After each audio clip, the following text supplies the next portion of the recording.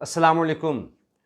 बात यह है कि नवाज़ शरीफ और शहबाज शरीफ दोनों भाइयों के दरमियान लड़ाई इख्तलाफात बहुत ज़्यादा बढ़ गए हैं। किस हद तक चले गए हैं इसकी हम बात करेंगे। और परवेज़ इलाही साहब, स्पीकर पंजाब असम्बली, मुस्लिम लीग काफ के सीनियर रहनुमा, उन्होंने भी अंदर की कहानी शरीफ ख़ानदान की सुना दी है कि असल में लड़ाई है किस बात की, इसमें विरासत का असल चक्कर है क्या, क्योंकि ये भी शरीफ ख़ानदान के बहुत करीब रहे, इसलिए उन्होंने अंदर की कहानी सुना दी है कि विरासत का असल चक्कर क्या है शरीफ ख़ानदान में।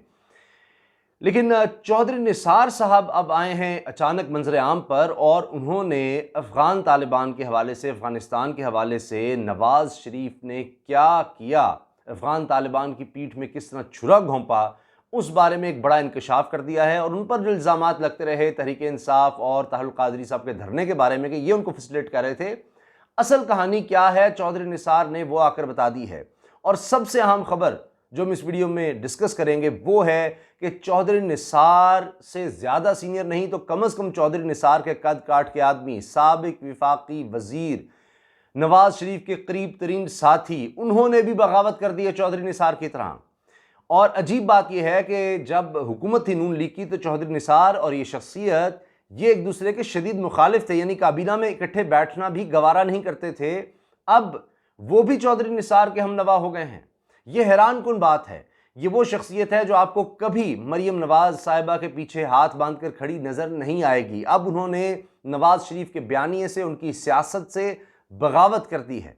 तो ये लम्हा फिक्रिया है और लग ये रहा है कि जो परवेज़ इलाही साहब कह रहे हैं कि अगर ये विरासत का चक्कर इसी तरह चलता रहा, जो लड़ाई है, तो फिर ये 2023 के इलेक्शन में बर्बादी हो जाएगी नून लीग की, तो वो होता नज़र आ रहा है। पहले मैं चौधरी निसार साहब की बात करना चाह रहा हूँ। चौधरी निसार साहब ने हालिया इंटरव्यू में ये कहा है कि मैंने वजारत दाखिला से बतौर वज़ीर दाखिला इस्तीफ़ा इसलिए दिया था कि मैं तहरीक इंसाफ और तारुल कादरी को इस्लामाबाद में महदूद रखना चाहता था, उनको रेड जोन में आने नहीं देना चाहता था, आगे वो ना आए। मेरी बात नहीं मानी गई। मैं ये धरना ख़त्म करवाना चाहता था पुलिस, रेंजर्स वगैरह के थ्रू, ये मेरी बात नहीं मानी गई और रेड जोन में आने दिया गया। अब तक ये इल्ज़ाम चौधरी निसार पर लगता रहा है। अब चौधरी निसार ने अंदर की खबर बता दी है कि असल में तो ये नवाज शरीफ वगैरह ने ये सब किया था और मेरी बात नहीं मानी गई कि नहीं, इसको कंटेन करना चाहिए, धरने को आगे नहीं आने देना चाहिए।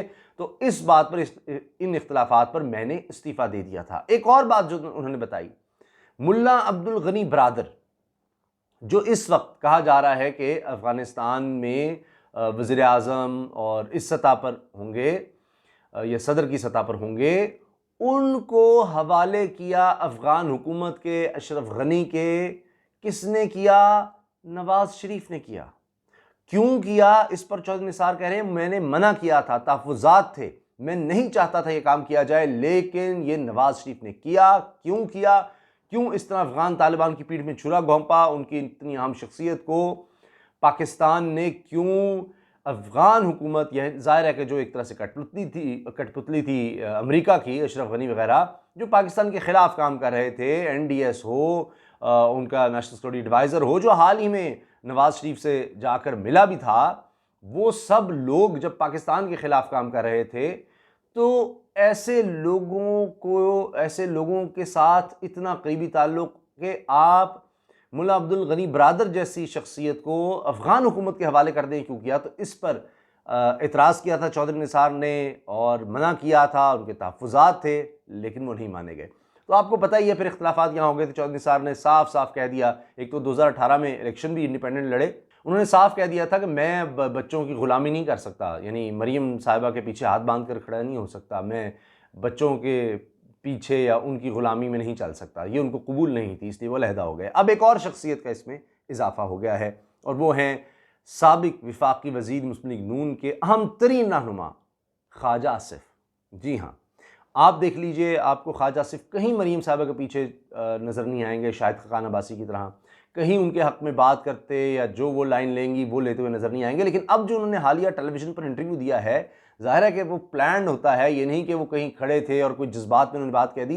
पूरा आकर सोच समझ कर उन्होंने बयानात दिए हैं। एक तो ये कहा कि जी ये मुज़ाहमत होती है किसी नज़रिए के लिए।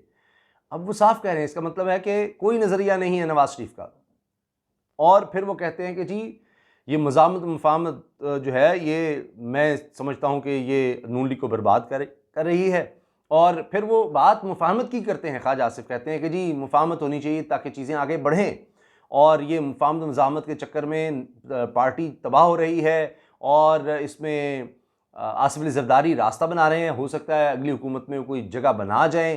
फिर ये कि मैं बात करने को भी इन सब से तैयार हूँ। अब सियासत कोई नज़रियात की नहीं है, उन्होंने कहा कोई नेशनल पॉलिटिक्स नहीं हो रही, यह ज़ातियात की सियासत हो रही है। सबको उन्होंने शामिल किया है, इसमें नून लीग भी शामिल है, नवाज शरीफ भी शामिल है। अब ये ख्वाजा आसिफ के अल्फाज हैं, तो ख्वाजा आसिफ साहब बिल्कुल साथ चलने को तैयार नहीं है। नवाज शरीफ के मरीम के मैंने आपको बता दिया, आपको कहीं नज़र नहीं आएंगे, कहीं टॉक शोज़ पर उनको डिफेंड करते नज़र नहीं आएंगे। अब उन्होंने तो बाकायदा एक बगावत कर दी है इस बयानिए से ही, जो नवाज शरीफ का बयानिया है। वो कहते हैं जनाब मज़ाहमत, वो कहते हैं जनाब हमारा तो नज़रिया है इदारों के ख़िलाफ़, या वोट को इज़्ज़त दो, जिसको कहते हैं जी हमने इनसे इज़्ज़त छीननी है, इलेक्शन रिगिंग होती है, ये सब कुछ होता है। तो उस तरह का कोई बयान, कोई बात ख्वाजा आसिफ नहीं दे रहे। तो ये नवाज शरीफ के लिए चौधरी निसार के बाद दूसरा झटका है। कहते हैं चौधरी निसार के जाने से कोई फ़र्क नहीं पड़ता, तो जनाब ख्वाजा आसिफ के जाने से भी अगर फ़र्क नहीं पड़ता तो फिर क्या बाकी रह जाता है। फिर आप कहेंगे कि शहबाज शरीफ के जाने से भी फ़र्क नहीं पड़ता। तो देखिए इख्तलाफात कितने शदीद हो गए हैं कि अब शहबाज शरीफ ने अपना तर्जुमान अलग मुकर्रर कर दिया है। मलिक मोहम्मद अहमद ख़ान को, जो पहले भी जब शहबाज शरीफ वज़ीर आला थे तो इनके मुआविन थे इत्तलात पर और सकाफ़त पर, अब उनको ख़ुद ट्वीट करके शहबाज शरीफ ने कहा है कि अब से मेरे तर्जुमान मलिक मोहम्मद अहमद ख़ान होंगे और ये बातें मेरी आगे तक पहुँचाएँगे। अब ये क्यों हुआ? वो हुआ इसलिए कि जब शहबाज शरीफ ने नेशनल गवर्नमेंट की बात की और वाज़ेह तौर पर कहा कि जी नून लीग भी कोई मसाइल हल नहीं कर सकती, तो अब जब गवर्नमेंट बने तो नेशनल गवर्नमेंट होनी चाहिए, बाकियों को भी शामिल करना चाहिए। उन्होंने मुफाहमत की बात की, क्रॉस द बोर्ड बात की। तो इस पर आकर मरियम औरंगज़ेब साहिबा ने आकर जनाब वजाहतें देने लग गई प्रेस कॉन्फ्रेंस में कि जी एक तो ये जिस तरह मरियम नवाज साहब ने कहा जी उनका ज़ाती बयान है और मैं नहीं समझती उन्होंने नेशनल गवर्नमेंट की बात की होगी, उन्होंने मुफाहमत की बात की होगी, और मुफाहमत में भी हो ही नहीं सकता कि मौजूदा हुकूमत से या तहरीक इंसाफ से बात की जाए, तो बाकी फिर किससे आपने मुफाहमत करनी है? बाकी में तो आप अपोजिशन हैं ही, तो इदारों से क्या मुफाहमत चाहती हैं फिर आप?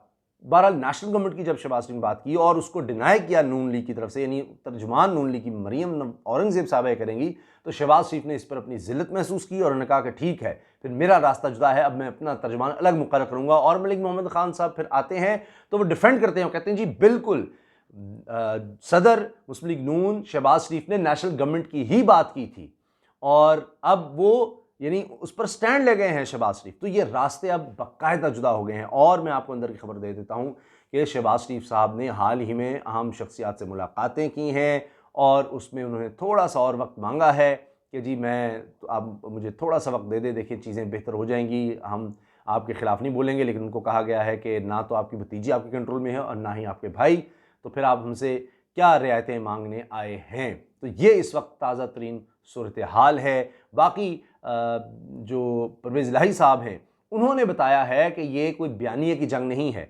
ये मुज़ाहमत मुफाहमत नहीं, ये असल में विरासत की जंग है। और नवाज़ शरीफ साहब चाहते हैं कि विरासत उनकी औलाद में जाए, ये जो सियासत की विरासत है, और उनके बेटे तो सियासत में आते नहीं हैं, हसन और हुसैन नवाज़, तो लिहाजा मरियम साहबा आ रही हैं तो अब विरासत वो मरियम को देना चाहते हैं और शहबाज शरीफ को या हमजा शहबाज को अलग रखना चाहते हैं। तो आगे विरासत मरियम साहबा की तरफ वो ले जाना चाहते हैं। और उसके बाद अब कहा जा रहा है कि आने वाले दिनों में आप जुनैद सफदर साहब को भी एक्टिव होता सियासत में बाकायदा देखेंगे, तो पूरी तरह से वो अब आगे नज़र आ रहा है कि लीड करेंगे। जो ख्वाजा आसिफ साहब के अल्फाज हैं, मैं चंद अल्फाज आपके सामने रखना चाह रहा हूँ, उनके जुमले, जिससे सारी सूरत वाज़ेह हो जाएगी। जो मैंने कहा कि जी एक और बड़ी शख्सियत ने बगावत की है। नून लीग के रहनुमा ख्वाजा आसिफ ने कहा है कि मुफाहमत मुज़ाहमत के बयानिए में मुस्लिम लीग नून फंस कर रह गई है, पीडीएम में पीपल्स पार्टी और एनपी को वापस लाना चाहिए, जो कि अब मरियम साहबा तो नहीं चाहती हैं, कहते हैं इस्तीफ़े होने चाहिए।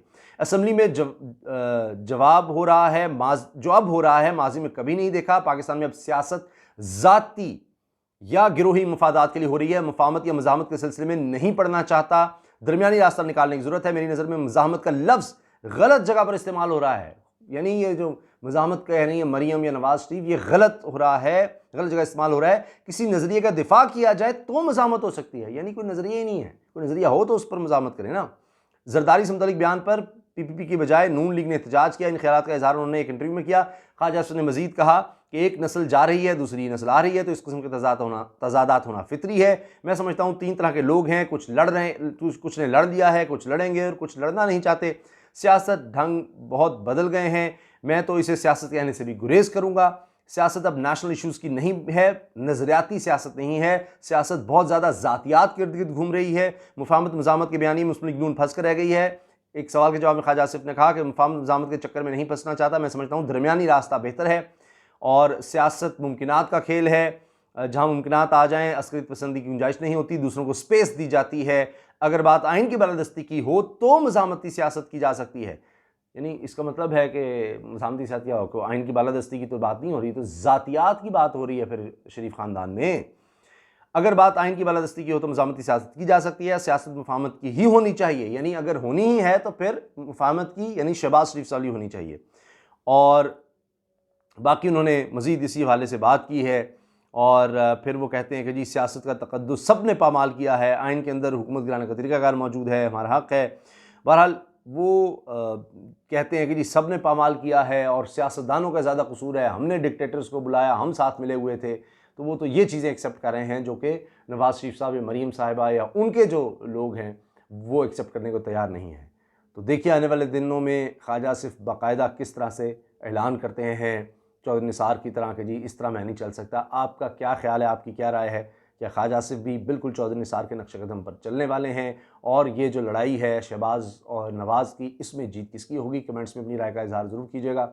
अल्लाह हाफ़िज़।